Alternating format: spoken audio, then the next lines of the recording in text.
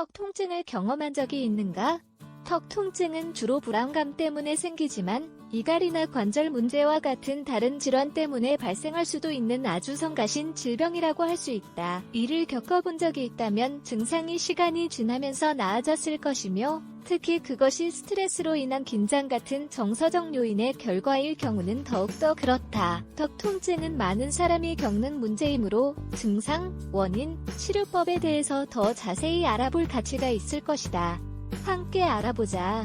턱 통증의 가능한 원인. 턱 통증이 얼굴의 다양한 부분에서 생길 수 있다는 점을 먼저 말해야 할 것 같다. 일부 사람들은 한쪽 귀에서 특히 심하게 생기며 일부 사람들은 먹거나 말을 할 때 불편함을 느낀다. 이 문제는 염증이 생기거나 다른 질병이 생길 수 있는 신경계와 조직의 복잡한 연결 구조로 되어 있는 턱관절의 구조와 관련이 있다. 더 자세히 알아보자. 귀 주변에 집중된 통증. 가끔 턱 통증은 한쪽이나 양쪽 귀 주변에 집중된다. 이 경우 불편함이 얼굴의 윗부분이나 심지어 정수리까지 퍼질 수도 있다.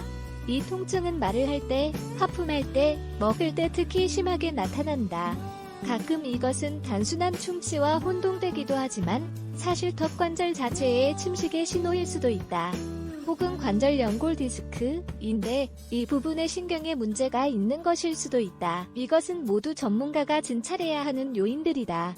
하지만 관절의 골 손실은 나이가 들면서 생기는 문제일 수도 있다는 점을 기억하자. 턱을 완전히 벌릴 수 없을 때, 턱을 완전히 벌릴 수 없는 것처럼 느껴질 때는 최근 며칠간 생활이 어땠는지 멈춰서 생각해보자. 스트레스나 주변의 압박을 적절하게 조절하지 않으면 뇌에서 도피 반응을 일으켜 어깨, 목, 얼굴 주변의 근육 긴장, 심박수 증가, 신체 경직성을 일으킬 수 있다.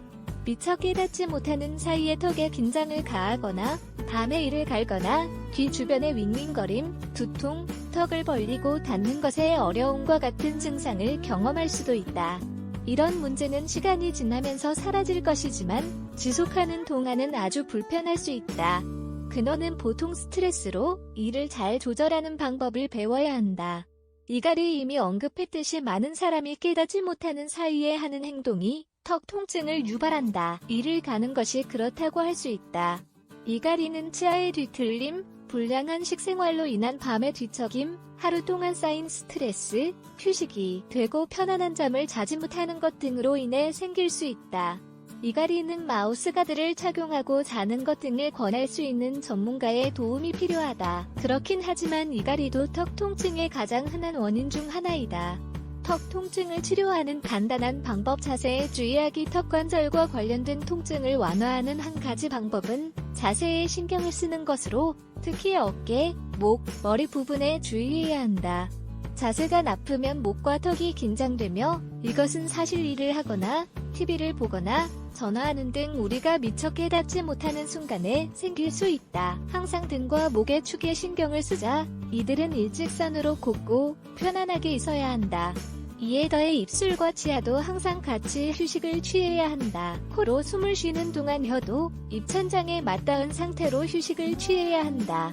식생활 관리하기. 설탕, 지방, 과다한 커피나 에너지 드링크, 보존제 등 염증을 유발하는 식품을 피한다. 비타민C와 칼슘 섭취를 늘린다.